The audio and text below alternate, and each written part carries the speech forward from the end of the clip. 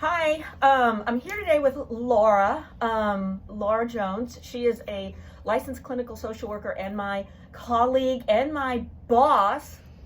Can I say that? At the Brown Cancer Center. She is a 2016 graduate of the University of Louisville Kent School in the psychosocial oncology specialization. So she's going to be doing the assessment on not me, your professor, but Joan, who is a breast cancer survivor. So I'll let her start. All right, and just to preface this assessment, we're going to kind of start at the beginning, knowing that we did go over limits of confidentiality and all that that entails. So I know a lot of you in other classes or maybe in practicums have done assessments. So this, just keep in mind, this is a specific assessment. I have reached out to Laura because I'm having some difficulty with my sexual health. So I wanted to and was referred to a professional. Laura is a sexual health therapist, having completed the certification course at the University of Michigan, which is the same place I received my training. So they referred me to Laura because she's the expert. So, all right. I'm Joan now. Hi. Oh, sorry. No, sorry. And one thing I do want to say before we get started is it is important to go from least anxiety provoking to the most anxiety provoking questions. So, starting off with more general conversation, building that rapport, making patients feel comfortable is always important. All right.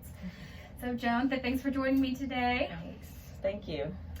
All right, so before we get started, I do just want to go over some of the things we may be talking about today.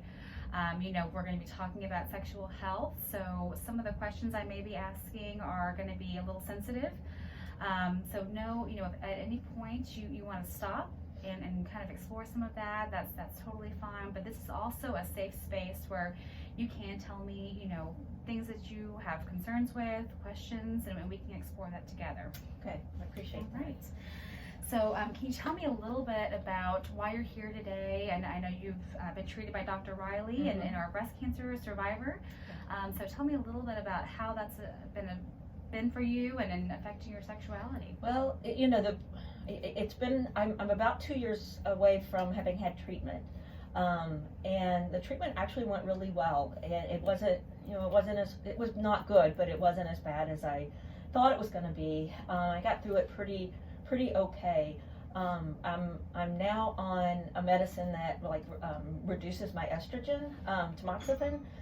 So it seems like, and they did tell me a little bit about some of the side effects of it, but why I'm here, needing to talk with you is that I feel like since I've started that medicine, it has really, I have no desire whatsoever. And, my husband was fabulous throughout my treatment and throughout the diagnosis, and he's wonderful, but I just, I'm worried because, sex has always been a really important part of our relationship, and it was always healthy and good, and I just, it's painful, it's not fun, it's not pleasant, and I just don't really, I have absolutely no desire.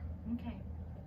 And thank you for sharing all of that with me. And I am going to ask you some questions about, kind of your sexual history. So it may seem like it's not exactly related, but, as we've talked about before, you are so much more than just a cancer survivor and a cancer patient. So, we're kind of the culmination of our sexual selves from when we're little and learn about sex and learn about sexuality to now. So can you tell me a little bit about how your parents talked about sexuality when you were growing up, or if they did talk about sexuality and sex?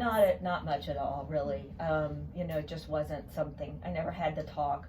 It was just, my mom and dad and then 2 girls. There were no boys. I don't know that would have made a difference, but of course my dad was never gonna go there. They didn't talk about sex around us, and we never talked about it. It wasn't something that, I didn't ask questions. Anything I learned, I just sort of, figured out on my own. So. And how would you say that you felt about your body and felt about your sexuality when you were growing up? It was. I didn't think much about it, I guess, until probably like everybody, I hit a certain age, and all my friends, we all started sort of developing in different ways. Mm-hmm. Some got heavier, some got skinnier, some got, and I just then I became real aware of my own body and what it was or wasn't doing right, and so that was difficult because I didn't develop very early on like some of my friends did. So, and of course I couldn't really ask my mom about that. So it was mostly just talking with friends and boys. So which doesn't always turn out good for a 14-year-old.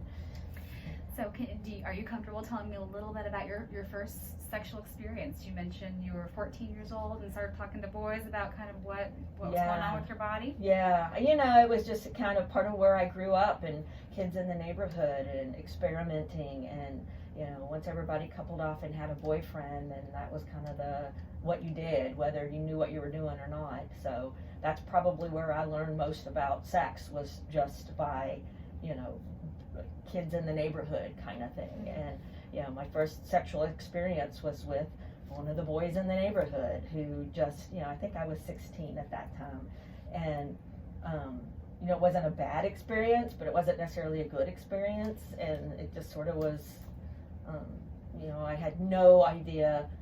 I can't say I didn't know about pregnancy and things like that, but it seemed like that was not going to happen to me. It seemed kind of impossible. So really naive in that way. So I was fortunate, and nothing bad ever happened, but it was just a lot of, I hate to say this, but a lot of fumbling in the back seat kind of exploration. So. And you mentioned you kind of developed a little bit later than some of your peers. Yeah. So how was that for you? Well, it was, it's not like it scarred me for life or anything, but I was never the one that got the attention because of my body. It was always,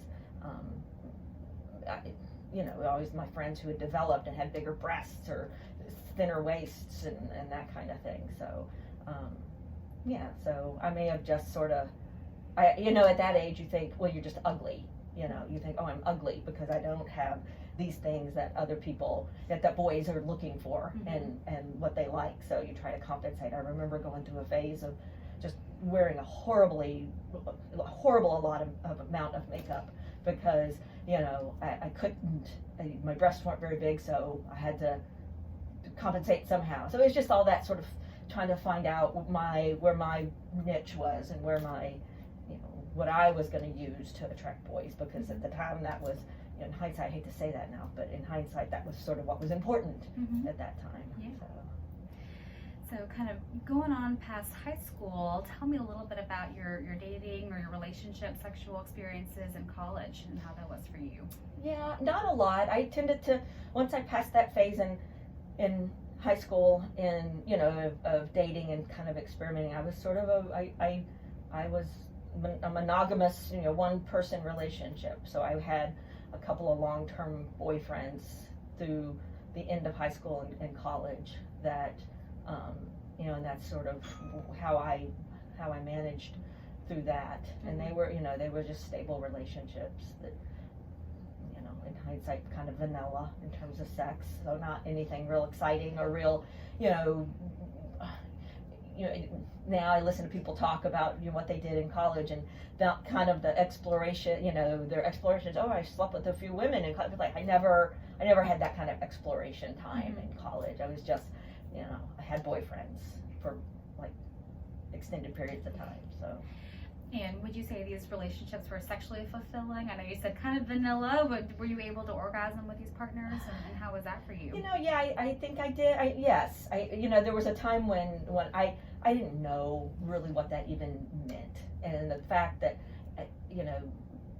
that I was supposed to have this explosion of feelings, no one ever explained that to me. So, to my mind, as long as my boyfriend was happy, that was what was, we stopped when he finished. And that was, I didn't really know any better to ask for anything different or expect anything different. But, so, yes and no. I don't want to make it sound like, I was mistreated but my needs were certainly not, my sexual needs, they were very good to me, but my sexual needs weren't necessarily forefront of the, experience. And I know you touched on this a little bit about your high school experience, but a lot of people, face unwanted pregnancies or STIs, especially, in their early adulthood, and as they're kind of, dating around or experimenting. How are your experiences with those things? I was very fortunate, especially in high school. I don't know how, honestly, because birth control was haphazard at best. The occasional condom, and that was it. And I don't want to make it sound like I slept around a lot, because I pretty much, even then, had one steady person. But yeah, I just was lucky, I think, in high school. And in college, kind of the same thing, although I was a little bit better about birth control. I did have, I can think of 2 pretty significant pregnancy scares, and I've always thought at least one time that I think that I was pregnant and maybe miscarried. I don't know. So those were some really scary, and with my boyfriend at the time, that was with both, some heavy discussions on what if and what would we do, but they were just scares. There wasn't any, any actual pregnancies or anything like that. So as we're kind of going through your sexual upbringing, kind of what you were going through in high school and college, and as you're kind of looking back on that, what were some positive experiences that you had sexually and emotionally with these partners? I always felt comforted by them and appreciated and loved, and it was always a time where we were very much together. It wasn't, that it wasn't. I didn't have a lot of one night stands where it was just sex. It was always in a relationship where it was much more than just sex with these guys. So that was positive, and it was a part of a relationship. So it helped in that relationship. It didn't make or break it. So yeah. And you mentioned that your husband's been very supportive as you've been going through this treatment and now the hormonal therapies. Right. Can you tell me a little bit about how you all met and your relationship? We met at a bar. I always like to tell the story that we met at a bar, but it was friends of a friends, and that's just where we happened to meet. So the story, saying you met somebody at a bar always sounds kind of seedy, but it wasn't. It was a setup sort of a deal. So, but immediately hit it off, and he was visiting from another state, and so was preparing to move to Kentucky. And so once that move happened, we just kind of reconnected and started seeing each other. So. And what was your all's first sexual experience like? It was powerful, I have to say. It was one of those kind of, just really strong lust. I mean, I liked him, and I knew that I really liked this person. So it wasn't just all animal, but it was pretty animal. And because I think, like I said, for the first 3 months, he lived in another state, so it was just, we have a weekend or we have a night here and there, or we would meet midway and stuff like that. So I think that added to that, but yeah, it was really good and very satisfying. You asked earlier about, orgasms and things like that, and yes, there was attention paid to all those things. So it sounds like kind of some of that separation, some of that distance, time apart made things a little more exciting and right. Sexy when you got together. Right. It wasn't just the everyday mundane. Right. Now, what has your all's sexual conversation been since you've been in a relationship for a longer period of time, since your diagnosis? You mentioned you've got some pain and some other issues going on. I know hormonal therapy can also affect your mood, and you mentioned your libido. Have you all talked about this, or has this kind of been something that... Not so much lately. We did a little bit early on, but when I got sick, I think he went into caretaker mode and didn't want to do anything that would hurt me or upset me. And so sometimes, even if I wanted to have sex, he almost didn't want to. And then when it became obvious, when we started to try, that it really hurt, and that made him pull back even more. So we just don't talk about it, and that's very sad, because you know, it was such a big part of our life. And I think we could talk about it. I'm not saying that it, you know, he wouldn't want to talk about it, but we just don't. It's just a topic that we, and he doesn't even know I'm here. He doesn't know that I've reached out to talk to anyone, because I just don't know how he would. I don't think he'd be upset by it, but I think that he thinks it's not a big deal to me, and so I worry about that, because I think it is a big deal. And how would you say you all are financially as a couple? We're okay. You know, I quit working when I got sick. I could afford to do that, and we could afford to do that. And about a year ago, I started working part-time again. I'm in marketing, and so I started, you know, to do some with that. The pandemic sort of weighed into that a little bit, but you know, financially we're fine. So how do you all manage your finances? Is it mostly you kind of managing, you know, how you're expending things at home, or is he kind of the one that? Well, you know, it's always been sort of his, mine, and ours, because we were both well into adulthood, I guess you'd say, when we got married. So I have my own bank account, he has his own bank account, and then we have a joint bank account. So it's always been kind of, now in that time when I wasn't working, you know, I had some savings, and but he mostly the joint bank account he takes care of. So paying the bills and, you know, making sure things are taken care of in that way. Financially, in terms of like investments and retirement, he's got all that. I wouldn't know where to begin. So. And what would you say your strengths are as a couple? In everything else, you know, we do talk. We get along fine. We make each other laugh. You know, we have a lot of friends that we like to do stuff with. Again, pre-pandemic, but so yeah, so you know, we're good in that way. And what would you say are some vulnerabilities in your relationship, or some areas where you'd like to see some improvement?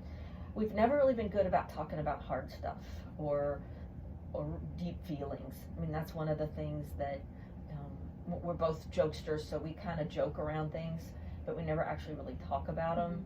And I've noticed that lately too. And then this issue, it really, because it's something I very much want to talk about, but I'm hesitant, and I know he is, and I don't know how that would go. And as we're kind of talking about your relationship, you know, a lot of people have thoughts or fantasies or experiences outside of their relationship with others, and that could be emotionally or sexually. What have your experiences been with that? With fantasies? Fantasies, or actually, you know, being with people outside of your relationship, or? I've never, you know, early on when we were first dating, when we first met, I should say, I was dating someone else, and I don't know if he was really, I know, but it just, again, because we were long distance, we didn't want to be, you know, we didn't want to try to tie each other down. So, but after that, once it became clear that we were going to be together, I haven't seen anybody or done anything with anybody else outside of that. You know, I don't want to say I like porn, but it's I mean, I don't think there's anything wrong with porn, but I do like to watch shows that are, you know, and things, and we'll watch stuff like that together. And I'm talking like TV. I'm not talking about porn necessarily, because you know, that's not something I think I would be really comfortable with. But you know, I do find that I like to watch shows like that. So I don't know if that's what you're talking about. Like, do I ever fantasize about you know, watching Outlander and then, you know, the men in kilts, and yeah, you know, that would be great. But but yeah, so that's about as far as it goes, though. I don't think I'd ever go looking. And anything from your husband? Any instances of him talking to you about fantasies, or any extramarital? No extramarital. Again, you know, I've always just been, I don't want to say I'm naive. I don't think I'm naive, but I trust you. If I love you and you tell me you love me, and you know, and then we have, you know, we're married, for God's sake. So, you know, I trust him, but you know, there's things that other women, my girlfriends and stuff tell me I'm too trusting. You know, he goes on trips with friends well, again, before pre-pandemic, you know, he's gone on some trips with friends that some of my friends have sort of raised eyebrows about. And I don't really question him. And, you know, I don't think that he'd cheat. But that's part of, you know, I worry about just him being satisfied and him being okay in this relationship, sort of the way it is now. I'd like to be back to where, you know, we were sex-wise. So I'm hearing you say, you know, you all do have a very trusting and open communication-based relationship, but there are some issues that when they get a little bit heavy, you all kind of use humor to deflect or don't necessarily always talk about. And, you know, it sounds like part of the work that we can do in here is making you more comfortable and you know, even getting your husband on board with being comfortable with having some of those conversations. So there may be sessions where, you know, if you both are comfortable, I would ask him to come in and join us. You know, I know you mentioned he doesn't even know that you're here today. So is there anything else that you told me today or any secrets that you have from him that you would not want to talk about if he were to join us in session? I don't, not secrets, just that my fear that I don't think he would know how afraid I am of that, the fact that I don't really want to have sex anymore, that I don't want to. I want to fix it, but I think it would hurt him to the thought that I'm telling you I just don't want to, that I don't want to.